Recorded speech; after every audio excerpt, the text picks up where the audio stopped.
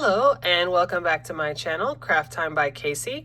I am Casey, and today this is the necklace and earring set that I will be making.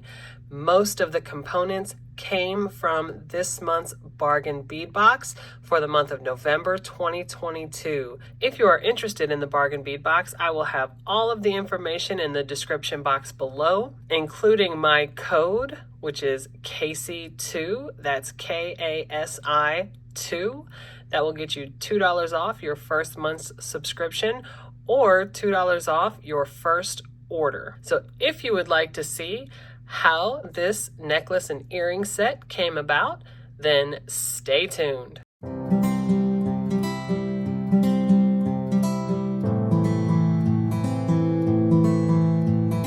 All right, so let's get right into it. I'm going to start with the tools that I will be using. I have 2 sets of chain nose pliers. I have 1 set of round nose pliers, 1 set of cutters, and 1 set of crimping pliers. And I want to briefly mention my tool set. I highly recommend this tool set. It is called the Casual Comfort Tool Set, and as the name suggests, these are the most comfortable tools to use that I have found. They are very high quality, very well made, and the biggest thing for me is they have adult size grips. A lot of times in the stores, what you will find are tools like this that have, for whatever reason, these little bitty grips, and I know they definitely work for some people, but when I found these tools, I have to say, I can't use anything else. These tools are absolutely amazing. So I will have these tools linked down below along with everything in the video that I use that did not come from the bargain bead box. And even if you don't get these tools, I just recommend investing in your tools. To me, it is absolutely worth it. I will also be using 49 strand bead along wire in the color Bright. I usually get the 100 feet just because I go through it so quickly. And this bright color is this silver color. And I know you can look down here and see that most of my metals down here are in the gold finish, but you will see once you are finished, you won't even notice that the wire is silver. So I will have in the description box below the opening video that I did for the bargain bead box, and in that video it will give you a detailed description of each and every bead that I received from the bead box. The focal pendant that I will be using that came from the bead box is this donut style pendant. It came wire wrapped with this gold wire, and it has the loops already on either side. That's going to be the center point of my necklace with the strands coming out of either side. All right, and these are the 3 styles of beads that I will be using from the bead box. I really love the gold that's in this larger bead. I just think that is so pretty.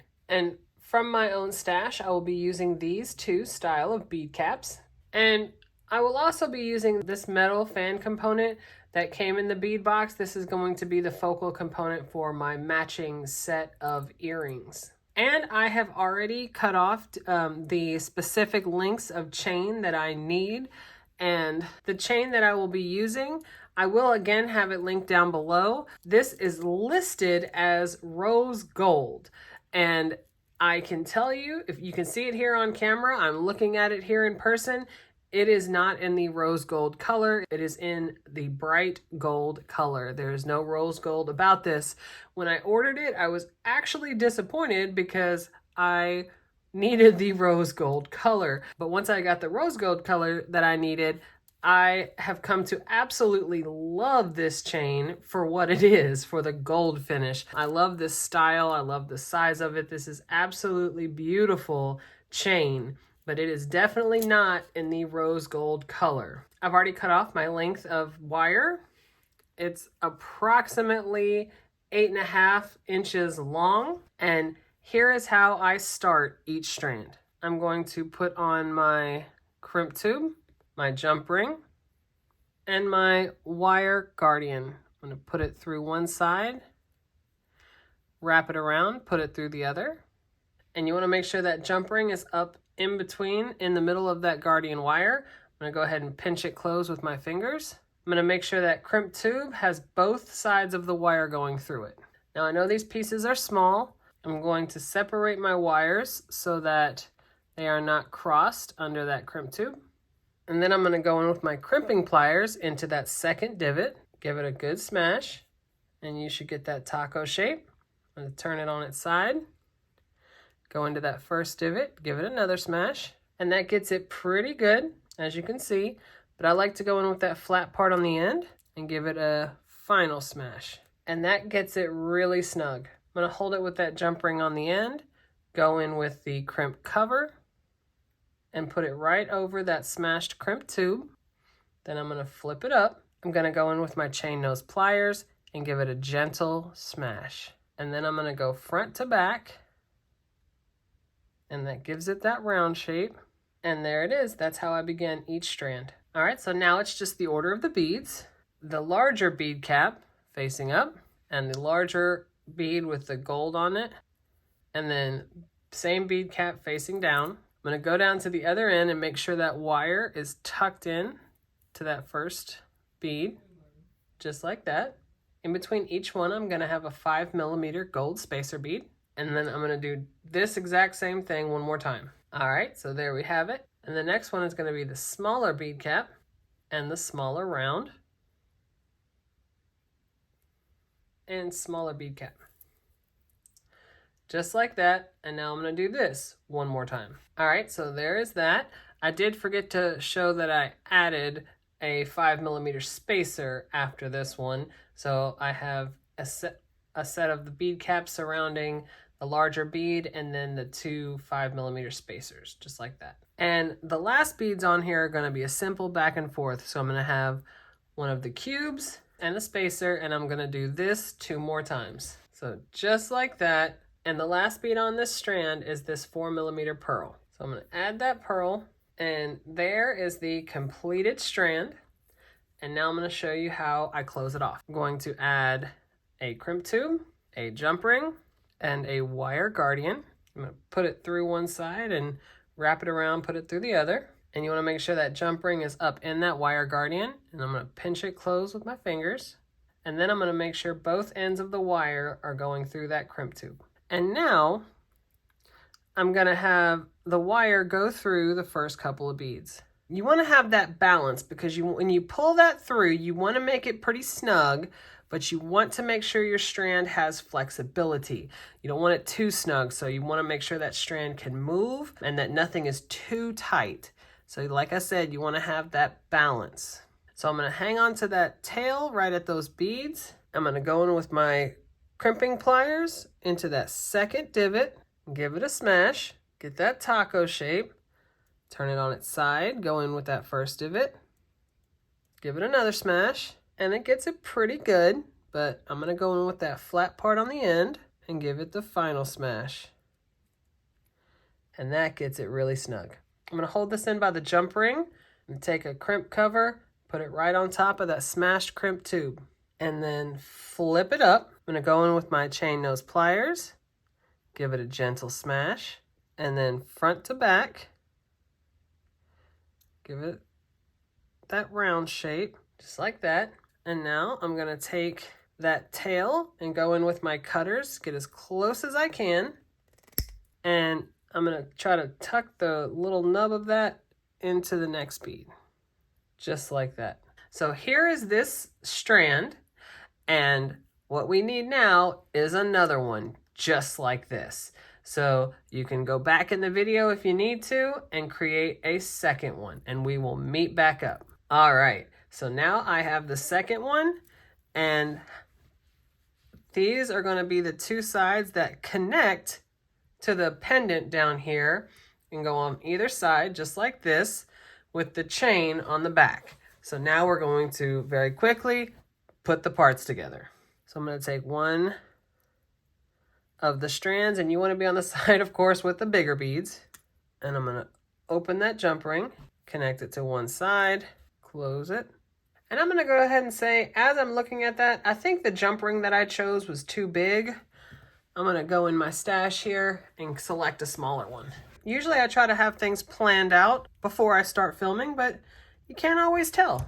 So I'm going to go ahead and take that apart. I'm going to take this much smaller jump ring, open it, connect it to the other end of that strand and to one of the loops, and then close that jump ring.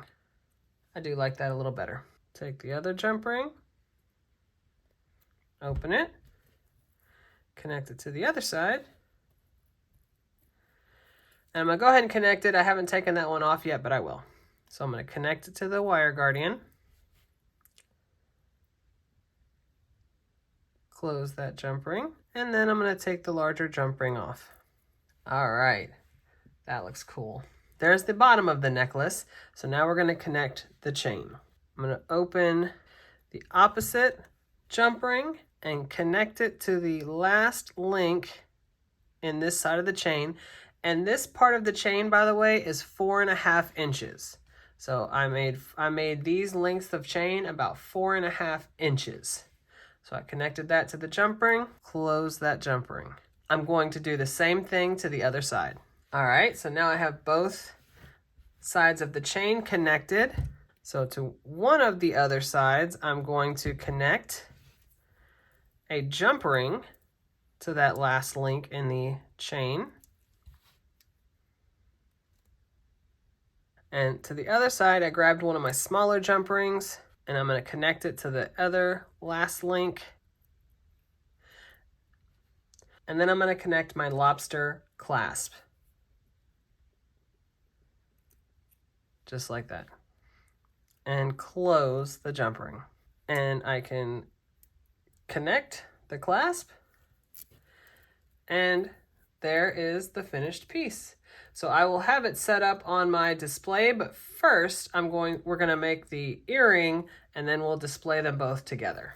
So here's how we're gonna do the earring. We're gonna first create two different components. And for this, we need a ballpoint pen. And one of the components, I'm gonna use that same bead cap. And bead cap facing up, round bead cap facing down. And I'm gonna put that 5mm spacer bead on top. And this is how I create a loop. I'm going to go in with my round nose pliers just above that spacer bead. Bend it just like that. Bend it back with my fingers. Create that start of a loop. I'm gonna go in with my cutters. Then I'm gonna go back in with my round nose pliers and close that loop. Just like that. And for the other component, I'm going to use another ballpoint pen. I'm going to have a cube bead and the 5mm spacer, just like that. And I'm going to go in with my round nose pliers just above. Same thing, bend it